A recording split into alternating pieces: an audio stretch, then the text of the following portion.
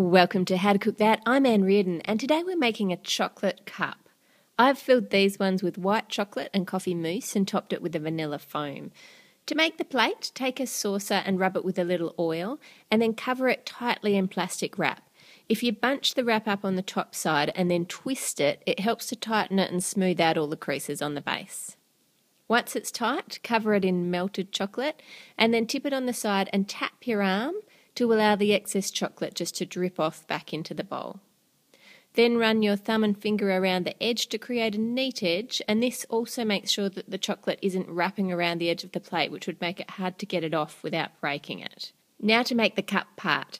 Take a container and wrap it in some non-stick baking paper or some foil and tape it into place. Then wrap a strip of clear plastic around the container and mark where it joins so you know how much chocolate that you need. Now the height of this rectangle is how tall your cup is going to be, so cut it to the size that you want. Take some more of your chocolate and spread it out over the plastic. You need to use tempered chocolate for this, or if you're new to working with chocolate, you can use fake or compound chocolate, which doesn't need tempering. I'll link to the chocolate playlist at the end of this video, and in there you'll find a video that explains the types of chocolate and tempering chocolate and what all of that means.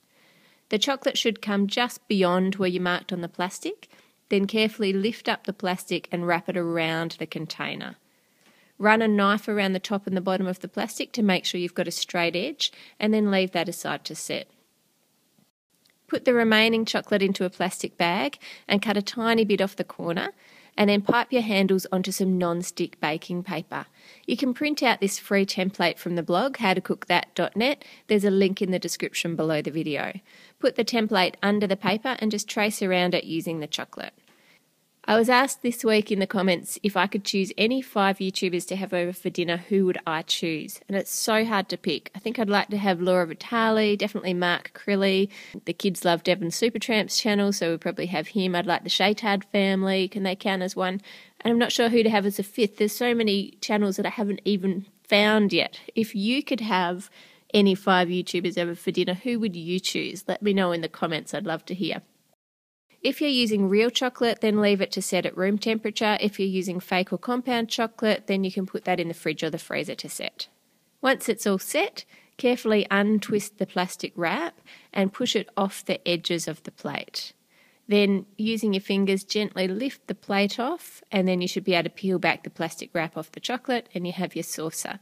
With the body of the cup, unwrap the plastic from the chocolate and gently pull on the baking paper to ease it off the container. If you use a metal container, that helps here because the metal shrinks slightly when it gets cold. Once you've got it off, then scrunch up the paper that's on the inside and take it out of the middle. Warm a baking tray in the oven or on the stovetop, put some baking paper over the top, and then quickly rest the base of the cup body onto it. Then place it onto the plate and it will seal into place and form the base of the cup. To add your handle, melt a tiny bit using the tray and then put it into place. I'm part filling this one with white chocolate mousse. The recipe for this mousse is on the blog, and I show you how to make it in the Instagram cake video, so you can watch that one if you're not sure how to make it. Put the mousse into a plastic bag and pipe it into the cups to 3/4 fill them. Then take some strong coffee and fold it through the remaining mousse. Put the coffee mousse into a bag and pipe it into the cup. And to make the froth on top, we're going to put 1 cup of milk into a container. Then take another 1/2 cup of milk and add into that your gelatin and your sugar. Stir it really well and then heat it in the microwave or on the stovetop until it just starts to boil. Add this hot mixture into the cold milk and put that in the fridge and leave it until it is just starting to set at the edges. So you've just got to keep checking it until you get it at the right moment. And then use an electric mixer to whip it until you have a good layer of froth on top. Then add a scoop of that into the cup and put it into the fridge immediately to set. Once it's set, you can sprinkle it with some unsweetened cocoa powder, add a spoon, and your dessert is ready to eat. Thanks for watching, liking and sharing the videos, and for subscribing. You guys are amazing. And you can add all your requests in the comments below, and I'll see you next Friday. Have an awesome week.